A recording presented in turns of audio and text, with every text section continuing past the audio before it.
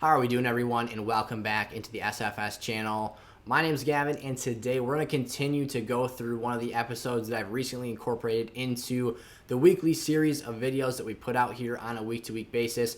Obviously, it now being Week 7 fantasy football, with our trade advice video where I take 10 players and I classify each of them as either a buy, sell, or hold candidate based off of some stock market watch and how I project these players for the rest of this season.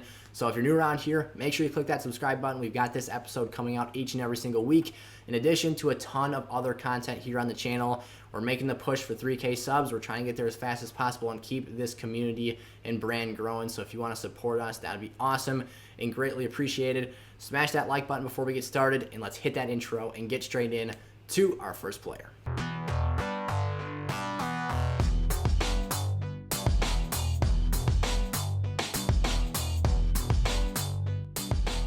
All right, here we go, jumping into our first player for today's video. If you got the chance, I'm going out and making an attempt to buy Mike Williams in Week 7. Right now, he's coming off of one of his worst games of the season to this point. It was an all-around down performance for that Chargers football team. They got completely stonewalled. There's no way around it. This entire offense from top to bottom, and defense for that matter, was an utter disappointment. They got shell-shocked by the Ravens, and they were outplayed from the first snap to the last in this football game. Mike Williams has been, to this point in the season, the wide receiver one for fantasy football because of his touchdown production and his ability to capitalize on some huge scoring opportunities for LA this year. Him and Justin Herbert have been dynamite, and one bad game is not going to scare me off here. This is a team that's too talented. They've got too much firepower offensively between Austin Eckler, Keenan Allen, and Mike Williams. Heck, even Jared Cook gets sprinkled in there and puts up some productive numbers as well. They've got too much going for them here. They're going to bounce back, get on track. They're heading into a Week 7 bye, so they've got time to clean things up, fix this, get it right, and move forward into the rest of the year, hitting on all cylinders and end the year off, obviously, on a strong note. Now, was his touchdown production the first 5 weeks of the year a little inflated, and is that sustainable for the rest of the season? I'm going to say that yes to the inflated category, and we'll see if this is sustainable. Year over year, this is probably not something I'm going to project Mike Williams for the rest of his NFL career per se, but in terms of an individual NFL season, you can kind of continue a hot streak throughout a 17-game season depending on how you start the year off and how you establish yourself as your role in an offense on a given year. So right now, I feel like Mike Williams has complete control of this offense. Once Justin Herbert and him get back out there this week, I think him and Keenan Allen can be cohesively productive and very efficient, scoring lots of points for fantasy lineups the rest of the way. I'm not panicking on Mike Williams, and if you can take advantage of someone who is, after watching that tough performance in Week 6, I'm buying Mike Williams for Week 7. Before I get into my next piece of trade advice for Week 7 fantasy football action, I'm going to take a quick second to talk to you all about my favorite way to increase my sports profitability this NFL season. OddsJam is a website that helps you see real-time odds and find mathematical line discrepancies between various top sports books to find the best value regardless of which side you're betting on in an individual sporting matchup. For the sake of example, we're going to head over to the odds drop-down menu and select the football tab, where we'll be able to check out some of the most relevant up-and-coming sporting matchups for the given sport of our choice. And here we're going to check out the money line odds for Thursday Night Football's game between the Cleveland Browns and Denver Broncos in just a couple of days here. The lines are probably going to change as sportsbooks update how they're seeing this game playing out. But at the current moment, you can see highlighted in yellow, OddsJam has shown us the best values depending on which side of this game you want to bet on. So if you're going for the Cleveland Browns as the favored team here, DraftKings has got you covered at minus 160 odds. That's the best value for this matchup. And if you want to go on the Denver side of things, pick the underdogs here. Plus 160 on WinBet is where you're going to want to head for that game. Another awesome free feature that OddsJam has for us to take advantage of is the mathematical line discrepancies they've found for us in their arbitrage betting opportunities. Essentially what they found is that between two various sports books, by placing an even bet on each side of a given game, you're going to have one bet that wins and one bet that loses, but that winning bet is going to give you a profit, that the return is greater than was the total investment that you put into those two contests, therefore giving you a risk-free betting opportunity and a guaranteed return on your investment. You can go check out OddsJam today and get your free account started by clicking the link in the description of today's episode. I've also pinned their Twitter account if you want to go check them out and get more information before creating your free account. All right, one more time, go check out OddsJam. Again, the link to their website is in the description of today's video, as well as their Twitter account. Go check them out. I use them every single week for my personal sports bets on a weekly basis. Damien Harris, the next player up here. I'm going to sell Damien Harris this week. 18 rushes, 101 yards, and a touchdown. But there seems to be an element here of a capped ceiling, and that's been very evident. We talked about this in the pre-draft process.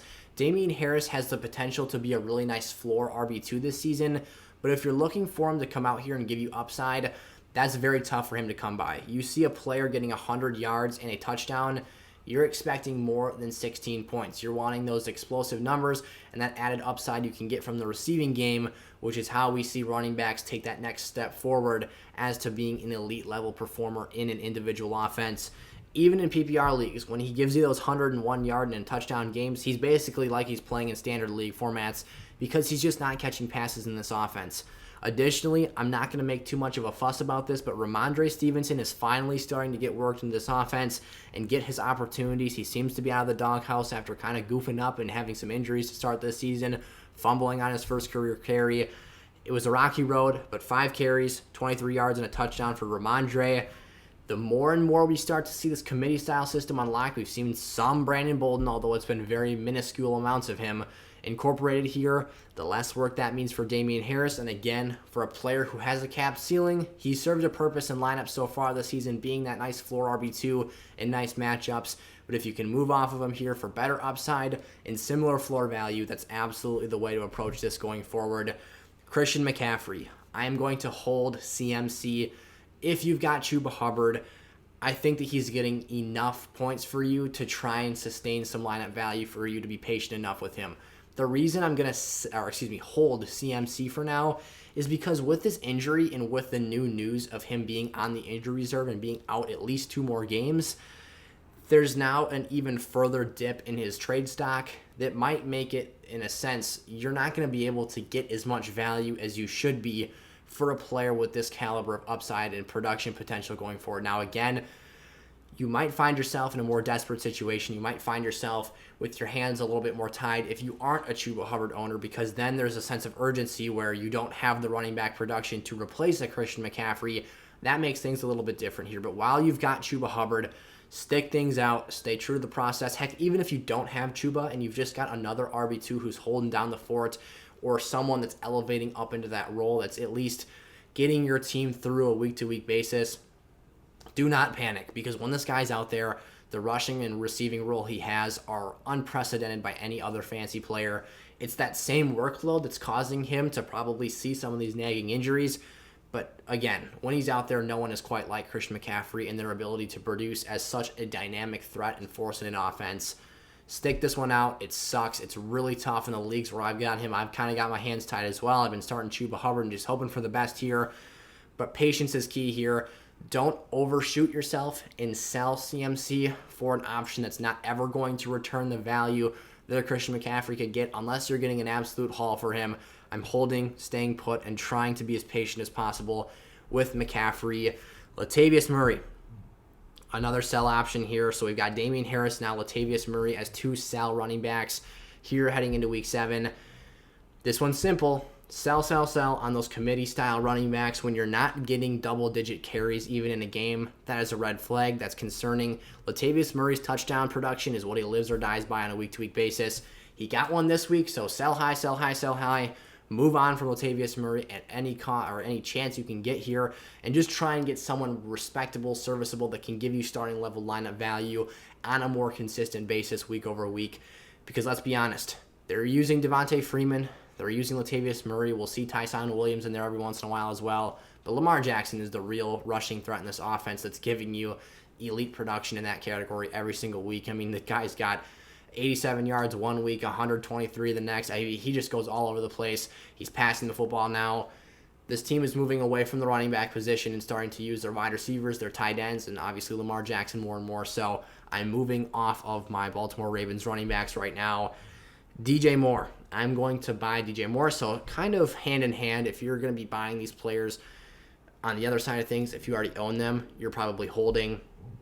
But DJ Moore, back-to-back down performances, hasn't been overly productive the last 2 weeks.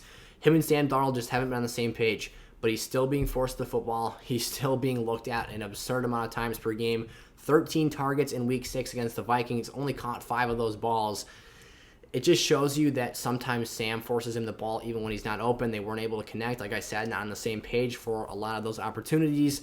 That happens. That's okay. DJ Moore is a very talented player. Last season, he was even one of the most successful players winning jump and contested balls downfield last season. So you've got a lot to work with here. And again, with a big arm quarterback like Sam Darnold, you're going to get some deep shots. You're going to have the opportunity to increase your ceiling. So Moore should trend back to the early season production he had here going forward. I like the matchup against the Giants this week. I'm still believing in buying into DJ Moore the rest of this fantasy season. Justin Herbert owners, hold. No reason to panic after one bad game. He's too talented. He's too mature as a quarterback. He's too set up for success in this offense to fail. He's had a couple stinkers this year, a couple of underwhelming games, but there's no reason to panic. Mike Williams, Keenan Allen, Austin Eckler, Jared Cook. You've got some other options in the passing department as well that you can use. He's got so many weapons. His offensive line has improved this year. He's just got to get out of his own way here, use the bye week to clean things up offensively, and get back on the trajectory that you were the past month of the year when you were putting up ridiculous numbers. So, Herbert, don't panic. Please, Herbert owners, do not do something rash and move off of him because of one bad performance. He's going to bounce back, get on track here. The arm talent is ridiculous. The surrounding skill players and talent he has to work with are awesome. The offensive line, like I said, he's got 2 bookend tackles now. They're running the football effectively. It's too good of a situation to pass on here. Najee Harris, that's how it's been being said a lot recently in the, they go back and forth on the TV broadcast. I believe it is Najee Harris. So this is going to be a tough buy, but if you can find a way to get Najee Harris on your fantasy roster, he is an absolute outright league-winning player. The usage this kid sees is incredible. He gets so much volume on a week-to-week basis, and although he's not the most efficient player in the world, he is beyond the focal point of this offense. You see Deontay Johnson getting peppered with targets out here. Najee Harris leads this team in receptions. He's got a ridiculously large amount of targets headed his way this season so far. He's got 4 straight games of 20-plus touches or more, and he's got 34 catches to go on top of that at the running back position for a league right now that is seeing a lot less workhorse players and a lot less dynamic players in the running back category. This is one that we're seeing start to elevate himself into that role, and like I said, this makes up for the lack of efficiency, the lack of gaping holes in this Pittsburgh Steelers run game. He's getting the job done. Right now, if I can flip a Nick Chubb for Najee Harris, I think I'd do it. I would even consider, at this point, Ezekiel Elliott. He looked like he was running through mud this week. He couldn't get the ball rolling. He couldn't get any explosiveness working in his offense. Still has a nice floor value on a week-to-week basis. But, man, I'm loving the floor for Najee Harris every single week, and the ceiling is just rising. The more and more usage he gets, the more he understands this offense and develops as a pass catcher. They use him almost exactly in that Le'Veon Bell role. Now, again, this offense is not equipped with the blocking to produce the ridiculous rushing numbers that Le'Veon Bell had, but they're splitting Najee Harris out in the flats, running routes with him out of the slot, and using him as a very dynamic weapon. And that's what you love to see as a fantasy owner. That's what you can dream of here. Super great long-term usage this season. He's young, he's fresh, he can hold up with the high workload he's seeing. I don't have too much fear of him getting injured because he is such a big body. He is a physically imposing player rather than a player like a Clyde Edwards-Helaire that just gets pinballed over the field. Najee, going forward, buy if you've got the chance. One of the top running backs I see down the stretch of this season, having some monster numbers. Antonio Gibson, so in contrast to the take of Christian McCaffrey to hold, I'm panicking on Antonio Gibson and I'm going to sell. The reason being here is that I see things only getting better for Christian McCaffrey. I see a clear path to him returning successfully and healthily to the field and getting his usage and workload back. For Antonio Gibson, as unfortunate as it is to say, I only see things getting worse. The shin injury, the stress fracture that he's got there, That scares me, and I really am concerned about what happens if he head-on-head collision, or not head-on-head, but shin-on-shin has a collision with another athlete and somehow increases the fracture, whatever the case might be, makes the situation worse, basically, and has some sort of a detriment to his health. This is an injury that, I've done some digging here. It's a long-term recovery. We're talking over a month, maybe even 2. If he were to just sit out and heal this hairline stress fracture back to 100% health, it's going to take, like I said, between 1 and 2 months just to do that. That's a lot of time to be without your running back. Imagine if he, again, worsens that injury. He's playing through it right now, but what if we get to a point where he can't? Additionally, he had to leave the game against the Chiefs with some sort of a calf injury. We're still waiting to hear more about that. I just see things getting rather ugly, rather fast for Antonio Gibson. I'm selling while I got the chance. Take advantage of any value you can get in return for him if you can somehow find a way. I mean, this might be a tough upsell, but James Robinson, Leonard Fournette, if you even have to package up some sort of a flex-level wide receiver to get one of those players, I would do it. Because, again, I think Antonio Gibson's arrow and stock is trending down rather quickly this season, and I'm starting to get a little bit anxious with his health and long-term value this season. DeAndre Hopkins. Back-to-back players here. I'm going to sell. Talked about this last week. D-Hop, to that point, had not seen a game with 10 targets in a single contest this year. Rack up another one. 4 targets is what DeAndre Hopkins had to offer us this week. He did have 3 catches, and he did score 2 touchdowns. But that is not reliable production. As talented as DeAndre Hopkins is, and it is so obvious to see when you turn the TV on and watch just the freakish things he does with those limited opportunities. But man, this has been a player that we see get force-fed the football in his best and most productive fantasy seasons. As a Texan, last year as a Cardinal, the usage just isn't the same. There's too many options. Kyler Murray's able to spread the football out, throw it to Christian Kirk, AJ Green, Chase Edmonds, Rondale Moore. Now Zach Ertz, they added into the mix here. Didn't even play this week. Hop's clearly the most talented pass catcher on this team, but is he really as needed as he has been in the past?